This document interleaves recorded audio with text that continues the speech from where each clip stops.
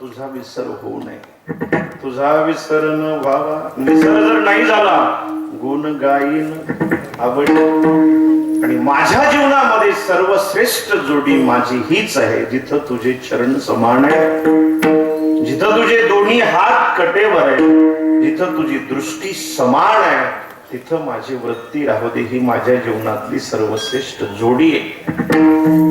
गुण गाईन वडी. आणि देवा गुणगान मी करीन ते तुझ्या नामाचं कोणतं विठोबा.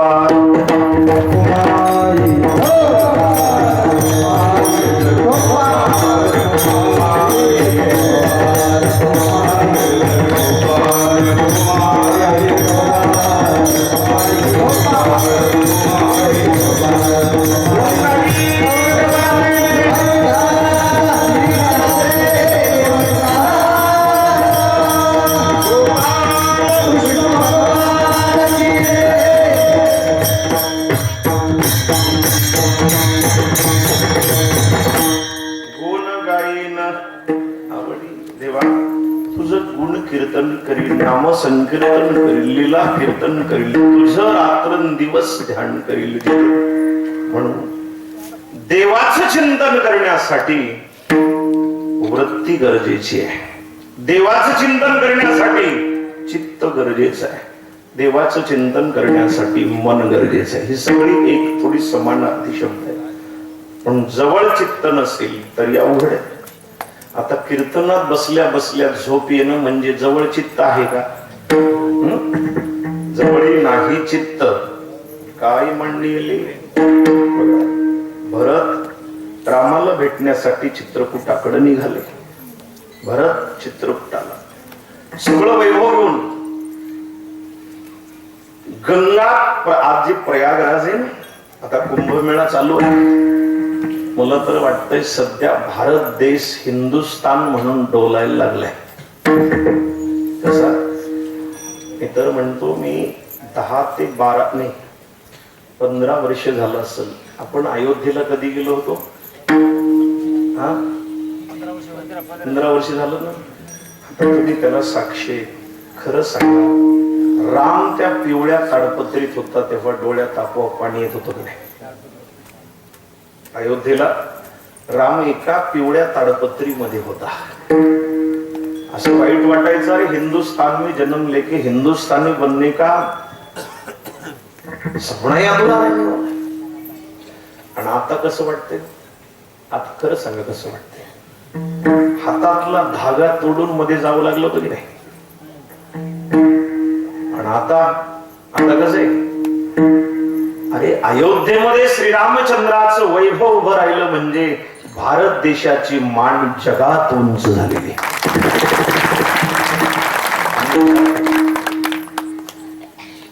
भारत देश आता ऋषी मुनीचा दे. आता मला कधी कधी असं वाटलं, हे कुंभमेळा बघून बाबा, हे एवढे साधू कुंभमेळा नसल्या जातीत कुठं?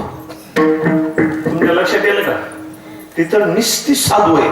हे एवढे कुंभमेळ्यातच हजर होतात, तर बाकीची 3 वर्ष कुठं जातात? याला म्हणायचं नवल केवढे नकळी कानोबाची. कारण पृथ्वी ज्याने तृप्त केली, यशोदा त्यासी भोजन झालं. कारण एवढा आज प्रयागराज मध्ये जो कुंभमेळा चाललेला आहे, खरं सांगा आज भारत देश कसा डोलदार वाटतोय. आणि मला वाटतं छत्रपतीचे मावळे थोडे होते, पण 5 बोट एकत्र झाल्यानंतर काय तयार होते? वज्रमुठ. तसे मावळे तयार झाल्यानंतर वज्रमुठीचा प्रहार आदिलशाहीला बसला, मोगलशाहीला बसला आणि हिंदवी स्वराज्य निर्माण झालं. तसं मला वाटतंय आज भारतातल्या प्रत्येक हिंदूनं जागं झालेलं आहे. आणि त्या वज्रमुठीनं जर उभे राहिले तर मला वाटतं भारतामध्ये चप्पल चोरीला जाणार नाही. बाकीचं तर सोडा, धर्मावर हानी हल्ले सोडाच, पण त्याच्यासाठी आपण सर्वजण एक झालो पाहिजे. आणि एक झाल्याशिवाय म्हणून त्यांनी, आता तुम्ही म्हणाल कोणाचा प्रचार करायला? मी प्रचार हिंदू धर्माचा करणार, वारकरी संप्रदायाचा करणार, देवाचा साधू संताचा करणार याच्यात काही दुमत नाही.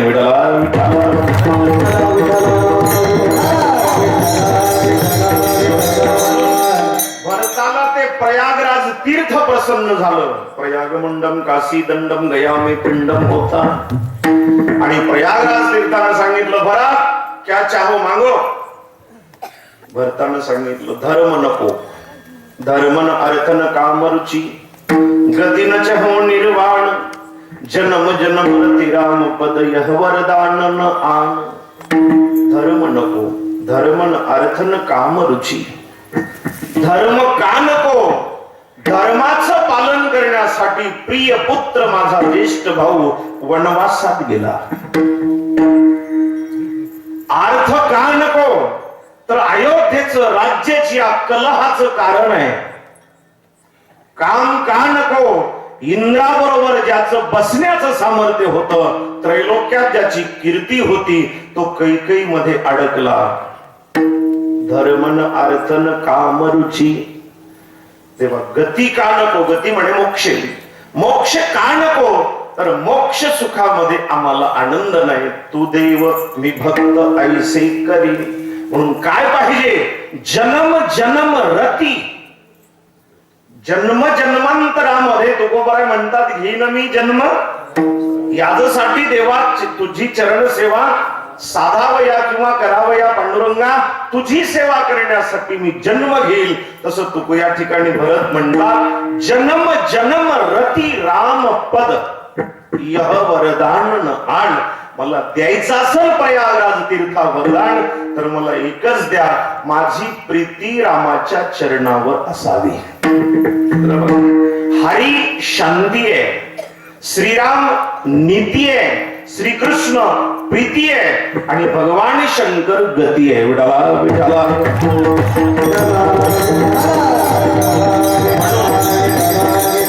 म्हणतात देवा द्यायचे असेल तर काय. तेथे माझे हरी वृत्ती राहो कुठ समचरण दृष्टी.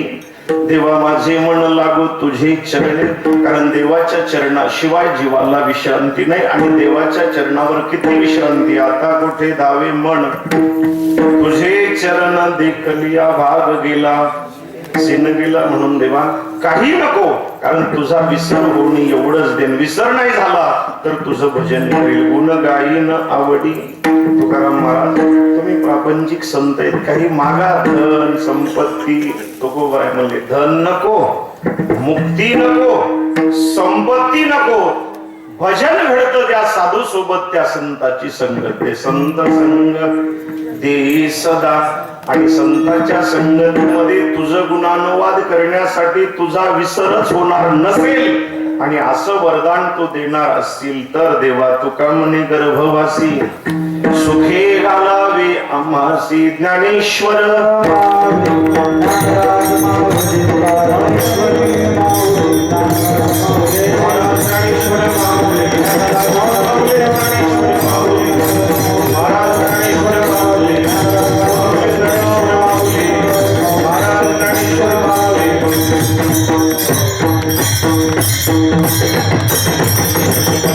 सर्वांनी हात वर करा. सर्वजण आजूबाजूला बसलेले सगळे माईक वाले दादा यांच्या हाती घे गाडी. आता माझ्या भारत देशाचं सूत्र असं पाहिजे सगळ्यांचं एक. शटरकड बसलेले मंगल कार्याला काय गडबड आहे का. सर्वांनी सर्व आणि जर पायामध्ये बूट असेल तर काढा. आपण भजन करतो कोबऱ्याचे सर्वांनी जोरात. छोटे महाराज आपण पाऊल खेळू. पक्वाचे दादा दोघ जण एकच बोल सोबत वाजला पाहिजे. माग पुढं आणि वळून. हात हात खाली घ्यायचे. हात खाली घ्यायची नाही वर घ्यायची. वर काय काय ना असं केलं बघा. गहू भरलेला असावा हुरडा झालेला असावा आणि वादळ यावं त्याच्यात ती जमिनी पडावं वाकडं. तसं नाही भैया दोन हात बडे पेन शेवटा. तुम्हाला आवाज दे. तुम्हाला दोन्हीला दे. सर्वांनी जोपर्यंत तुकोबाराचं भजन होत नाही तोपर्यंत टाळी खाली घ्यायची नाही. काय मध्ये मध्ये असे करतो. लाईट जशी डिम होते असं करून सर्वजण तुकाराम तुकाराम. माझ्या बरोबर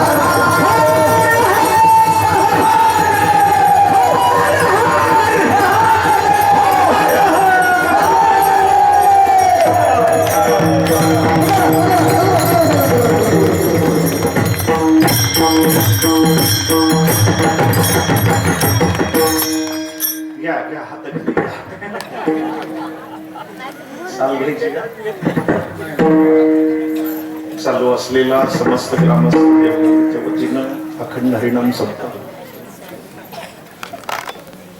आणि त्या सप्ताहामधला आजचा माझ्या वाट्याला आलेला हा 6वा दिवस.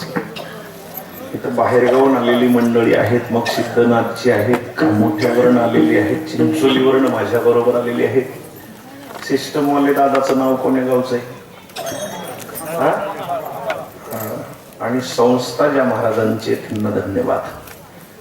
आता मी गावात येत होतो, गावामध्ये आपल्या मनकामेश्वर मंदिराच्या बाजूला खूपच सुंदर कमान केली, त्याबद्दल तुम्हाला दंडवत.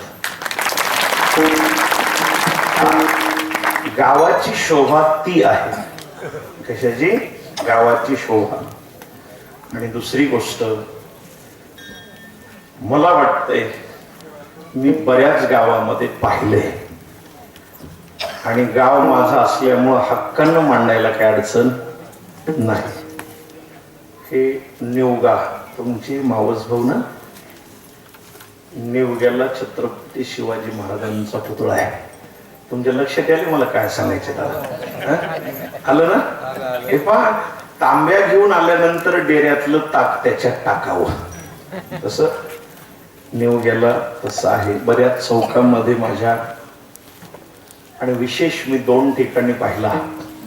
कोल्हापूरला छत्रपती शिवाजी महाराजांचा चौकातला पुतळा बघा कधी गेला तर.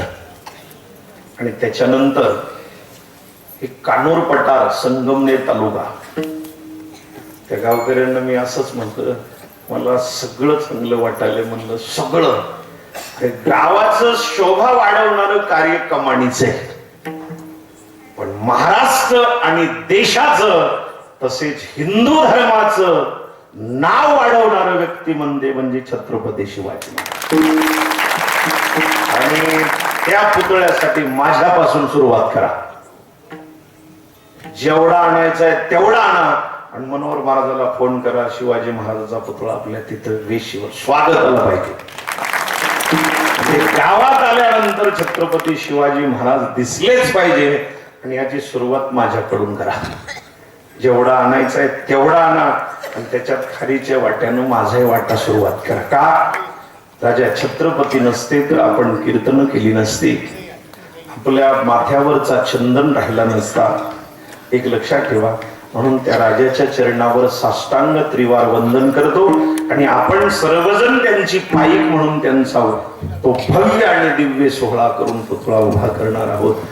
सगळ्या तरुण मित्र मंडळाला माझे मनापासून धन्यवाद, गावकरी मंडळीला धन्यवाद, माझ्या माता भगिनीला धन्यवाद आणि आलेल्या सर्व बाहेरगावच्या पाहुण्यांचं गावकऱ्यांच्या वतीनं सहर्ष स्वागत आणि पूजनीय वंदनीय भगवान गिरीजी बाबांच्या चरणावर वंदन करतो. आणि ज्यांचं जीवनच लक्ष्मण शक्ती आहे आपले भाऊसाहेब महाराज पावडेवाडीकर त्यांच्याही चरणावर वंदन करतो. आणि जे पंढरीचे वारकरी आहेत सदाभाऊ त्यांनाही मनापासून, पंढरीचे वारकरी ते अधिकारी मोक्षाचे एकमेक काय, पंढरीच्या लोका नाही अभिमान म्हणून वारकरी बाबांच्या चरणावर मनापासून धन्यवाद घालतो. मी याच ठिकाणी माझ्याकडनं जमेल असा मी प्रयत्न केलेला आहे. वाणीला विराम देतो. विठ्ठल जय जय.